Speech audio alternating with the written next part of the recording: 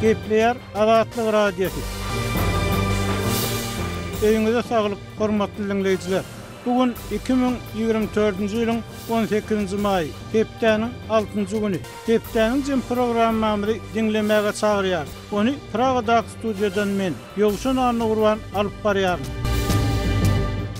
Hormatly dinleýijiler, bu hepde Azatlygyň web sahypasyna iň köp okulan habarlaryň başyny 5-nji günnäki ýagdaýa görä Aşgabatda we onuň goýunyna güýçli ýagyn ýagyp ýollary suw bassy. Aşgabatyň hastahanalaryna näsaglardan soralýan aklygyň möçberi $500 ýetýär diýen atlar bilen çap edilen habarlar çekýär. Şeýle-de Azatlygyň okuwçylary bu hepde Türkiýede bir kanun ýaşaýan türkmenleriň watanyna galan garyndaşlary türk güýdasyny alyp bilmeýär. Talipler, büdjet işgärleri, konstitusiýa we baýdak gününe bagyşlanýan köpçüliklerin çäre gatnaşmaga taýýarlanýar diýen habarlarymyzy köp okapdyrlar. Arkadag şäherinden jaý satyn alan vilayet ýaşaýjylarynyň jaýlarynyň ellerinden alınýany barada çap eden habarymyz hem bu hepde iň köp okulanlaryň bäşligine girdi. Hormatly dinleýijiler, Azatlygyň habarlary bilen barlykda öz pikirleriňizi,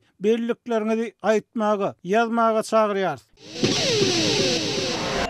Hormatly dinleýijiler, hepdeniň jemini dinleýärsiňiz. Sevitde we ýurtda dören suw, sil aladalarynyň arasynda döwlet ýetçiligindäki mediýanyň 16-njy maýda beren howa maglumatyny ýelegüsmek, ýagyş ýagmak, ýyldyrym çakmak ähtimallyklary barada aýdylan hem bolsa Türkmenistanlylar üçin zerur bolan habarlar, suw joşmak, sil gelmek ähtimallygy barada hiç bir zat aýdylmady. Şu aralykda goňşy ýurtda Eýranyň Demirgazyk gününe ýerleşýän Maşat şäherine güýçli suw joşmagy we güýçli ýagyş sebäpli adamdan 7 adamyň ýogalanyny habar berildi. Yerlik häkimetler 17-nji maýda halas ediş işleriniň dowam etdirilýänini, ýeten adamlaryň gözlenilýänini, ölenleriň sanynyň köpelmeginiň mümkinligini aýtdylar. Şu hepdeniň başynda ýagyp başlan güýçli ýagyş suw joşmasyna we sil gelmegine sebäp boldy. Köçeleri suw basyp, awtologary aktyryp gitdi diýip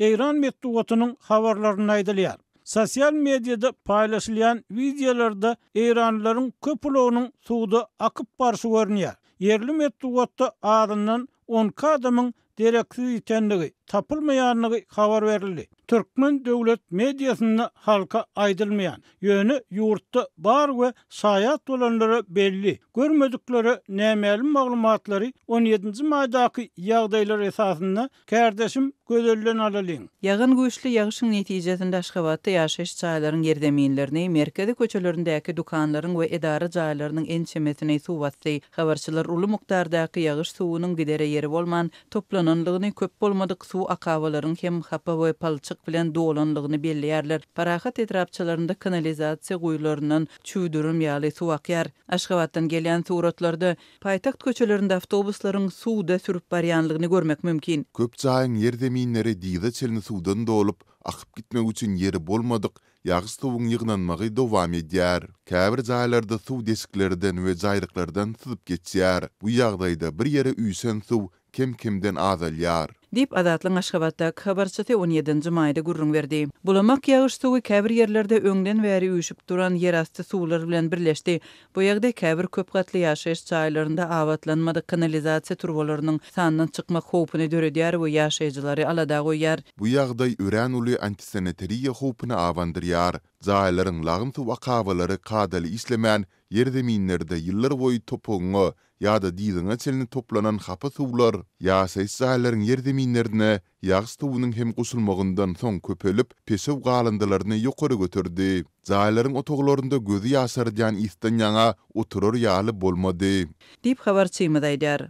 Habarçylar bu ýagdaýyň Aşgabatyň howdan B 11-nji we 30-njy etrapça degişlidigini gurrun berýärler we ýakymsat ýytyň jaýlaryň töwereginde hem güýçli duýulýanlygyny aýdýarlar. Aşgabatyň töwereginde ýagyn sil suwlarynyň dökülmegine getirdi. Sil suwlaryndan uly ziýan çeken ýerleriň arasynda paýtagtyň gün ortasynda ýerleşýän Gökdere we bu ýerdäki çagalar diň jalyş doglaklary, prezidentiň Arçabildäki diň jalyş köşküne hem uly ziýan ýetenligi aýdylýar. Häzir şol ýere awatlamak işlerini geçirmek üçin barmagy mümkinçilik ýok. Şol sebäpli siýliň akyp gutarmagyna garaşmaly bolar. Prezidentiň köşküniň içine suwuň dolmagy bilen ähli goşary ulanmaz hala düşdi. Resmiler indi prezidentiň gaharyna we gazabyna duçar bolmady ýaly ýagdaýy nädip özlerine has oňoýly şekillendirmegiň we dikeldiş işleri üçin gol çekdirmegiň ýoluny gözleýärler. Dip ýagdaýdan habarly Çeşme gurrun berdi. Türkmenistanyň giňişliginde bir hepde bäri dowam edýän güýçli ýagyn we sil barada döwlet medeniýeti habar bermedi. Şeýle de bolsa Çeşmeler tebii hadisanyň hökümetiň aladasyny artdyranlygyny aýdýarlar.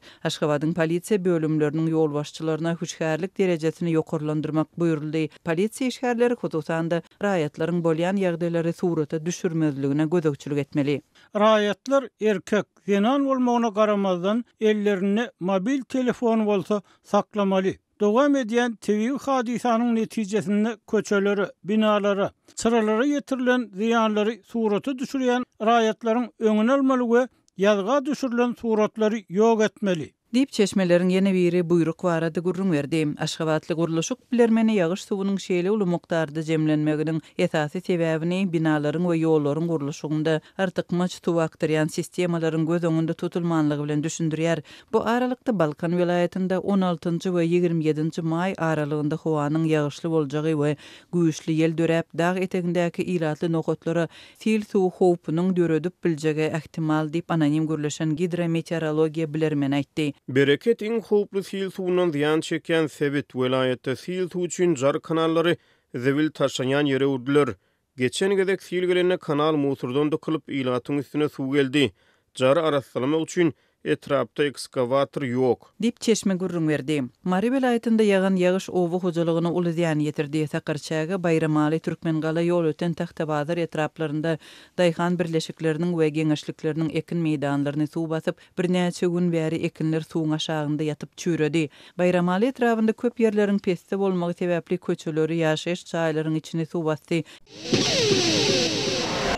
Hormatly dinleyijiler, hepdäniň jeminiň ýartyny Türkmenistanlaryň saglyklaryna seretdirmek, döwrewap medisina kömegini almak mümkinçilikleri soňky 10 ýyllarda düýpli peselli we bu ýagdaý adamlaryň dert dermanyny daşary ýurtlardan gözlemegine alyp gelýär. Emma ýurtdaky ykdysady kynçylyklar, şeýle-de siýahatçylyga garşy döredilýän emel päsgelçilikler köp adamy yerli saglyk edaralaryna ýüz tutmagy, gowrak saglyk hyzmatyny almak üçin lukmanlara aklyk ýa-da para bermäge mejbur edýär diýip yerli ýaşaýjylar aýdýar.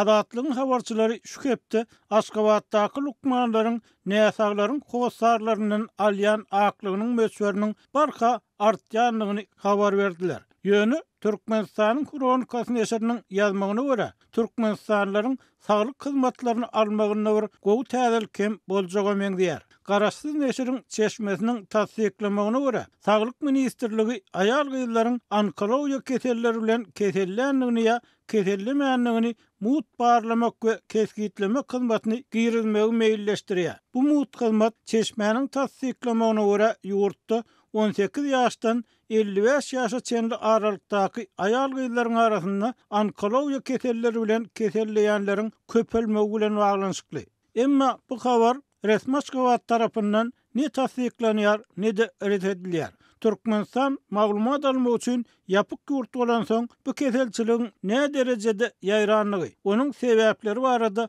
anyk bir zat aýtmak kyn. Şol ruwatda da saglyk edaralarynyň aklyk diýilip atlandyrylýan paraxorlugyň derejesiniň barha ýokarlanýanlygy habar berilýär. Temany kardeşim Sehra dowam etdirýär. Aşgabatyň hassahanalarynda saglyk işärleriniň näsaglaryň howsarlaryndan alýan aklygynyň möçberiniň barha artýandygyny paýtagtlaryň ençemesi aýdýar. Soňky aýlarda hassahanalarda ýatyp saglygyny dikelçek näsaglardan we olaryň howsarlaryndan sorulýan il aklyň möçberi 500 Amerikan dollaryna çelni ýetýär. Bu näresmi töllük ýa-da mejbur para näsagyň lukmanana nagd görnüşinde berilýär.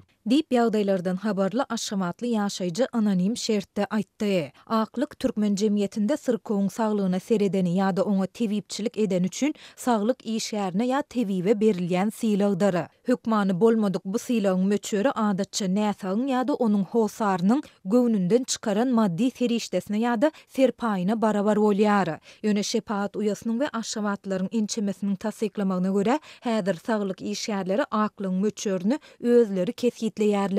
Dürli kesellere ýolugan näsaglar saglygyny dikeltmek üçin ınsapsyz köp lukmanyň we şepaat uýasynyň talap edýän näresmi pul serişdesini bermäge kaýyl bolmaly bolýarlar. Sebäbi el aklyk bermedik näsaglaryň saglygyna kadaly seredilmeýär. Umuman saglyk işgärleri öz etmeli işlerini etmeýärler diýip paýtagtyň hassahanalarının birinde işleyen şepaat uýasy anonim şertde habarçymyza gurrun berdi. Şepaat uýasynyň we aşgamatlaryň ençemesiniň aýtmagyna görä, bu ýagdaýlara paýtagtyň tas ähli hassahanalarynda duş gelse bolýar. Ýöne bu olardaky saglyk işgärleriniň ählisiniň näsaglardan el aklyk alýandygyny aňlatmaýar. Lukmanlaryň we şepaat uýalarynyň arasynda el aklyk almaýanlar ýa-da näsagyň we onuň hosarynyň göwnünden çykaryp beren puluny razy bolýanlar hem bar. Ýöne olaryň sany juda çäkli diýip aşgabatly ýaşaýjy bellidi. Ýaşaýjylar lukmanlaryň we şepaat uýalarynyň syrkowlaryň saglyk serişdelerini başga näsaglara satmagy bilen bagly ýagdaýlaryň hem köpelýändigini aýdýarlar. Näsaglaryň köpüsi operasiýadan soň ýa-da beýleki saglyk ýagdaýlary sebäpli bir hepde ýa-da ondan hem köpräk wagt hereketi çäklenip, tebigy zerurlyklary üçin hajatxana baryp bilmeýär we şol sebäpli pampersde kynmaly bolýar.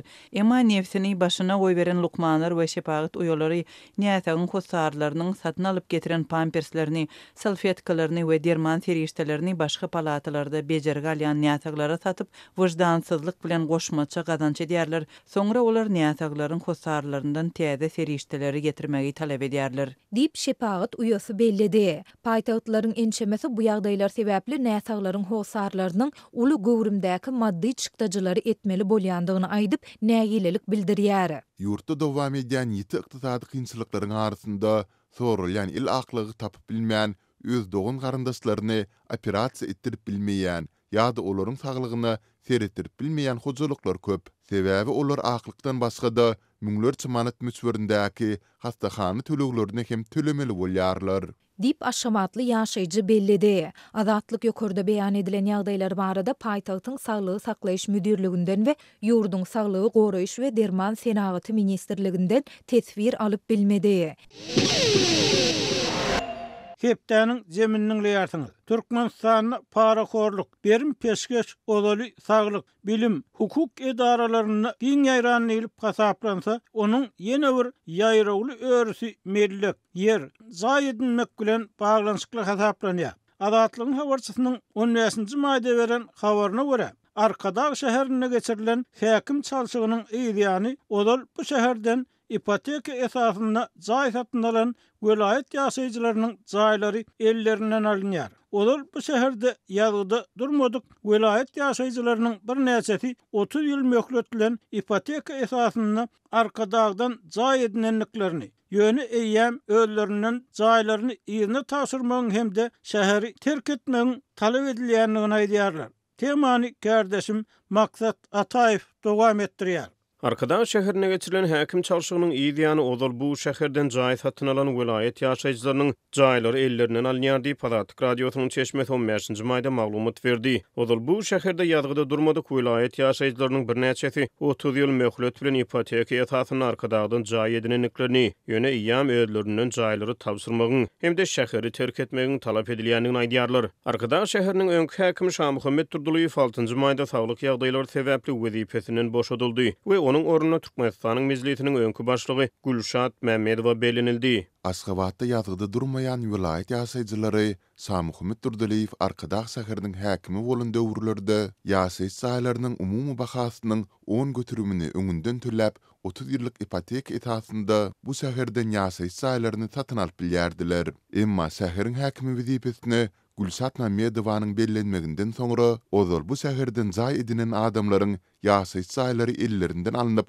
olaryň özleri vilayetlere uradylýar. Zay eýeleriniň pullary izine gaýtarylyp berilmeýär. Diýip Azatlyk radiosynyň çeşme saýdýar. Gelip çykyşy boýunça Lewap we Mar vilayetlerinden bolan we Arkadaş şäherinden jaý satyn alan bir näçe ýaşaýjy täze şäherden jaý satyn alanlaryny özleriniň araçlaryny üstü bilen öňkü häkimi Şahmuhammed Durdulyýow para bermäge mejbur bolanlyklaryny aýdýarlar. Bu paranyň gidilýän adyna petir diýerdiler. Jaýyň umumy bahasynyň 10 götürümini tölenden soňra araçlaryň üstü bilen Durdulyýowa 20.000-40.000 manat aralygynda para bermeli bolýardy. Diýip asly waply bir ýaşaýjy aýdýar. Şahmuhammed Durdulyýow 2020-nji ýylyň 28-nji aprelinde esaslandyrylan Arkadaş şäheriniň häkimligine ýol baş hökmüne belenilmezden öň minister, vice-premier we Aşgabat şäheriniň häkimi ýaly ýokary wezifelerde işläpdi. Ol ýurdun uly meselelerinde maliýe ferişdeleri sarf edilýän ulgamlarynyň biri bolan guruluşyk pudowyny hem gödäwçilik edipdi. Azatlyk radiosynyň çeşmeleri täze şäherden jaý satyn alan vilayet ýaşaýjylarynyň jaýlarynyň ellerinden alınmagyny şäheriň täze häkimi Gülşat Mämmedowanyň başlangyçlary hökmüne düşündirýärler. Mämmedowa şäher häkimi wezifesine belenmezden odal häkimligiň umumy bölüminiň müdiri wezifesini ýerine ýetirýärdi. Ol 2018-2023-nji ýyllar aralygyna Türkmenistanyň mejlisine başlyklyk etdi. Türkmenistanyň mejlisi 2022-nji ýylyň 20-nji dekabrynda Arkadaş şäherini Ahal vilayatynyň edara ediş merkezi hökmüne eglan etdi. Soňra bu şähere döwlet ähmiýetli şäher statusy berildi. Birinji tapyrynyň guruluşyna $3,13 milliard, ikinji tapyrynyň guruluşyna $1,15 milliard çemeti döwlet ferişdeleriniň sarf edilmegi gödeňine tutulan täze şäher 2023-nji ýylyň 29-njy iýuny güni öňkü prezident Gurbanguly Berdimuhammedowyň 66 ýaş ýubiley toýunyna dawara bilen açyldy. Hormatly dinleýijiler, hepdeniň jemini Magtumguly Pragaýynyň 300 ýyllygyna bagyşlanan gepleşikler tapgaryndan nowatdaky söhbetlen dowam etdirýär. Magtumguly Pragaýynyň goşgularynyň tekstologiýasy, akademik neşriýada tanqid teksti baradaky mesele akyllar şahyryň doglan gününiň 300 ýyllygynyň bellenýän wagtynda hem çözülmän gali. Ýogsa bu mesele inni ýurdun Ilmlar Akademiýasynyň golýazmalar gazetesinde 1123-nji belgili bukça.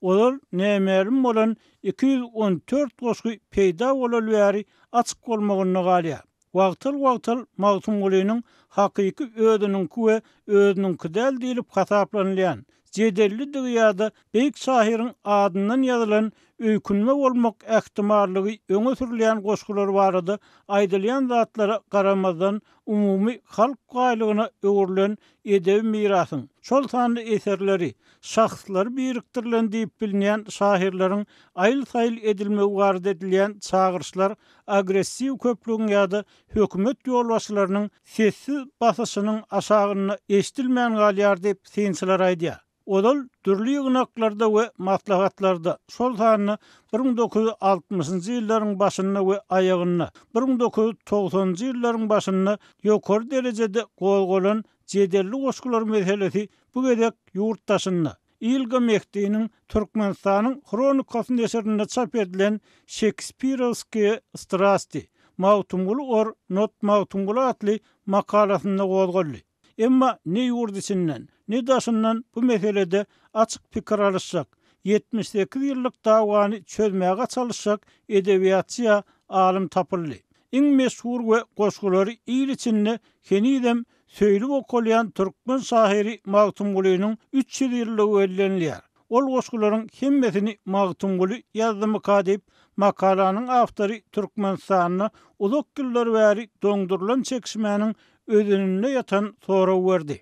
Doňdurulan hem bolsa şahyryň özününki we özünük däl diýilen goşgular baradaky gurunlary istmedik edebiýatçy az bolup, hatda ýönüki okuýjylaryň ýaşlaryň arasynda hem Magtumgulynyň adyna berilen türkmeniň goşgusyny basyna ýaýkýanlary görmek kyn däl. Bu goşgy edebiýatçy alim Asır Purmiredowyň 1991-nji ýylda Edebiýat we Sungat gazetinde çap edilen makalasynda aýdylmagyna görä, hiç bir jähden Magtumgulynyň hasaplanyp bilinmez we şahyryň gurganyň goşgusyna öýkünilip ýazylan gowsy goşgy bolup durýar. Mälim bolsa Magtumgulynyň goşgularynyň köp bölegi ýitirilen, onun öz eli bilen ýazan bir setri hem saklanmandyr diýip hasaplanylýar. Reýgan eýledi. Goşgusynda aýtmagyna görä, şahyr ýazan kitaplaryny tile, Jeyhun derýär we 5 ýylda edin ýyşy bolan bir kitabyny Gyzylbaslara aldyrypdyr. Sahirin dilden dile geçip ýa-da göçürüjüleriň zähmeti arkaly aman galan eserleri başda 200 çemeti goşgudan ibaret diýilip hasaplanypdyr. Ýöne bu goşgularyň sany birden gol ýazmalar gaznasynyň işgärleriniň marifetinde 24 ýaşly Gylyç Mülliýewa duşmagy onuň Magtymgulydan bilýän goşgulary bilen düýpli ýokurlanýar. Täze originaly ýok goşgularyň tapylmagy Magtymgulyny öwrenijilere kyn soraglary bilen ýüzbeýiz edýär. Sebäbi bir tarapdan täze goşgularyň tapylmagy gowy zat. Bu türkmen halkynyň ýazyly edebi mirasynyň geriminiň has giňdigini görkezýär. Ikinji tarapdan Magtymgulynyň diýilen goşgularyň ählisiniň hakykatdan hem oňa degişlidigini tasdiklamak, beýleki milletleriň edebiýatlarynda hem bolan we uzak ýyllarynda wamynda çekisilýän meselelerini indi besedin diýip çözmek näme derejede mümkin?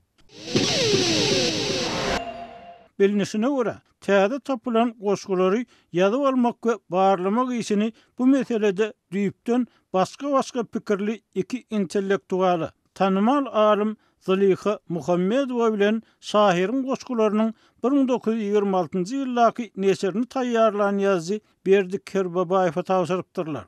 İnternetde el ýeterli edilen maglumatlardan şeýle-de türkmen ýazgy şahirleriniň Magtymguly şynaslaryň arasynda oňlar söýleýär edilen gürrüňlerden görnüşine görä Tesir Ilmlar Akademiýasynyň habarçy agzasy Zaliha Muhammedowadan tapagutlykda Türkmenistanyň ýazgylar birleşiginiň başlygy ýurdun Ilmlar Akademiýasynyň akademigi bolan Berdi Kerbabaýew täze tapylan goşgularyň Magtymgulynyňky hasaplanylmagyny ikellep gollapdyr. Zaliha Muhammedowadan başga täze tapylan goşgulary Sapar Ahally, Ensari Aşyrpur Meredow ýaly tanymal edebiýatçy alymlar hem garşy bolup we azlyk bolsalar-da Beyik Şahirin goşgularynyň beýle ýagdaýda köpeldirmegine garşy alyp barýan görüşlerini ömürleriniň ahyryna çeni dowam etdirdiler. Aşyrpur Meredowyň ýokurda agdalan makalasyna ýazmagyna görä Gylyç Mülliýewiň 10.000 çemeti poeziýa eserini haçan we nähili ýagdaýda haýsy bagşydan ýa-da bagşylardan ýazyp alanlygyny bilýän ýok. Alim bu ýerde ýyl içinden ýygnalýan eserleri hasaba almagyň düzgünleriniň gödök bozulanlygyny öňe sürýär. Emma öz ulmy işler bilen giňden tanalan hökümet tarapyndan ikrar edilen alimlaryň getirýän delilleri agressiv köplük Berdi Kerbabaýew Mät Kösaýew ýaly hem hökümet hem halk tarapyndan sylanýan, hormatlanýan intellektuallar tarapyndan biderek jedel diýilip atlandyrylýar. Türkmenistan eseriniň ýazgyçylar birleşiginiň prawleniýasynyň 1968-nji ýylyň 5-nji apreline geçiren maslahatynyň ýazgysy Magtymgulynyň goşgularynyň tekstologiýasy hakynda meseleleriň nähili doňdurulanyny öwrenjekler üçin belki-de häzirlikçi iň gowy hem el ýeterli çeşmeleriň biri bolup görünýär. Bu maslahaty şol wagt türkmen dörejilik intelligensiýasynyň tanymal wekilleriniň onlarça adam gatnaşyp öz pikirini aýdypdyr. Azatlyk bilen anonimlik şertinde gürleşen edebiýat mugalliminiň sözleri bilen aýtsak, olar Magtymgulynyň goşgy tökümine görkezilýän eserleri juda seresap çemeleşmek, az bolsun, uz bolsun ýörelgesine eýermek pikirini goldaýan alymlary subyektiw pikirlerini aýtmakdan lezzet almakda iplap öz subyektiw pikirleri bilen taryha giripdirler. Bu pikirlerde ýygnagyň ýazgysyndan çen tutulsa ören öte geçilýär. Mysal üçin alymlaryň biri olary awraýly adamlara şyltak atmak, töhmet atmak bilen meşgul bolmakda aýplaýar. Ol işgärler özlerini hemme kişiden köp bilmiş hasaplaýarlar. Diňe şolar bilýärmiş, başgalar hiç zat bilmeýärmiş. Ine olaryň äheňi şeýle, ilmna bulogoýluk döredip gelýänler esasan 3 tany: Sapar Ensari, Zaliha Bakiýewna we Aşyrpur Meredow. Bular Gylyç Mülliýewiň beren goşgulary Magtymgulynyňky dälde özüniňki diýip gören ýerlerini gyýryp ýörler. Görkezýän sebäpleri hem esassyz diýip ol alym öz pikirlerini jedelli diýilýän goşgularyň eýäm halkyň ýüregine ornalanlygy, olar aýrylsa halkyň gaty görjektigi, bütün jemgyýetçiligiň pikiriniň bulaşokdygy bilen delillendirýär. Şeýle dogul bu goşgularyň dünýä ýaýranlygyny, Magtymguly kinosyna we beýlekilerde ornalanlygyny öňe sürýär. Magtymguly we onuň eserleri bilen 70 ýyl goly iş salşanlygyny aýdan Berdi Kerbabaýewiň ýygnagy açanyna soňçuk şetjeklere göreldi görkezip aýdan sözlerine görä şahirin goşgularynyň tekstologiýasy barada 1946-njy ýyldan bäri 20 ýyl gowrak dowam edýän çekişmeler gerekmejek biderek jedeller bolup durýar.